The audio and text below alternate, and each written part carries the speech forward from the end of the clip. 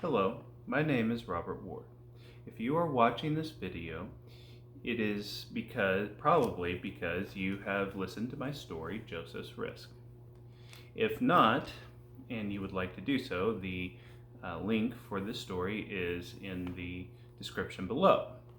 As well as I have placed the story within the same playlist that this video is a part of. So this video is intended to be an introduction to that story and an introduction into a set of videos I'm going to do talking about my thinking process and how I created this story. So to give you a little bit of background into the story and why I told it, I was asked to speak to my church about the risk that Joseph takes within the Christmas story. And the best way I could do that was to dramatize the story and then perform it in front of the church. So why was I asked to do so? I am part of the speaking team at All Nations Vineyard Church in Tulsa, Oklahoma. And I also have a great passion for story and a passion for the Bible and its story. So these two things overlapped in this particular instance.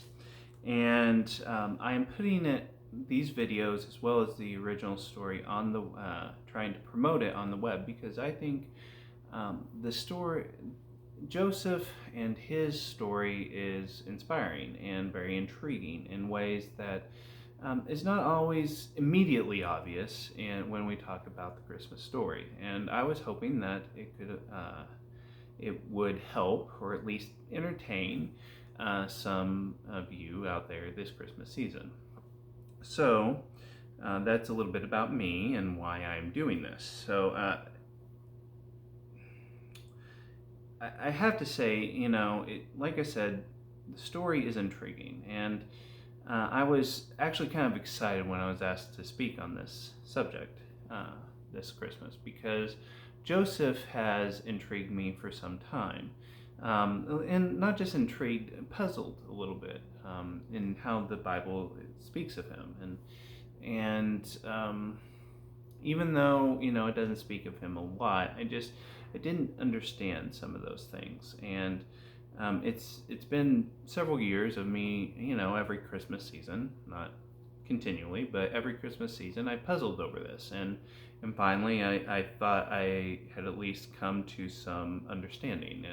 And hopefully some of you will share that interest as well. And but beyond just the puzzling things of his story, Joseph is also inspiring to me. He's not spoken of as the greatest hero of the Bible, but he always struck me because he had a choice. He had a choice to make that was very difficult, and he made it in a very gracious way. He was very merciful and gracious, and it's always been a personal question of mine if faced with the same pain and heartache and difficult choices, would I be so gracious? And I don't know. And that's another reason why I find this story so inspiring and intriguing. So, just one last thing I want to say before we in here is that when I'm talking about, when I dove into this subject and dove into the writing of it and ultimately the performing of it, I was faced, as many of you I'm sure are, especially if you're Christian or have been in church at all, this can be a very familiar story. We've been told it over and over again, but what I wanted to do was to search a little deeper. I believe I've shown that there's some deeper issues, some deeper things going on in these chapters and this story. And so I just really wanted to dive into that and explore the mindset of this person who lived so long ago, and who God chose to be the earthly father for his son. So, um, in doing so, I use scripture in ways that not, at least in my experience in church, and I grew up in church, hasn't always been exhibited, and that's one of the reasons why I'm making some of these videos to help explain. If you've listened to it and you want to know a little bit more about how I came up with some of my use of scripture, or why I told the story in the way I do, these videos are meant to help you to sort of dive into that, and we'll dive into it together. And I'm not necessarily trying to convince you of these things, or to convert you to my way of thinking. I just want to present them because I think there is truth and some value in it. So, just a word on how I use scripture. Uh, Oftentimes, especially when it comes to the supposed, or the what are used as prophecies of Jesus' birth or his life, we oftentimes think the New Testament writers. It's often presented as if the New Testament writers are proof texting. Here's this one quote, and it seems to fit. But I think what they were doing is they were actually diving deeper, and they were connecting to deeper issues, deeper mindsets, deeper ideals in their scripture, in what we call the Old Testament, what they would have just known as their scripture, and they were really diving into those ideals and connecting Jesus with deeper things. More than just saying this, it's a one-to-one relationship. There are these deeper issues going on. And more than that, just as we today might, when we're trying to explain a situation, or come up with a way to explain our thoughts, or a situation, or a worldview, we oftentimes reach out and try and use certain elements from our own culture. And to give an example, one that, and I'm not endorsing either one, but for instance, when it comes to something like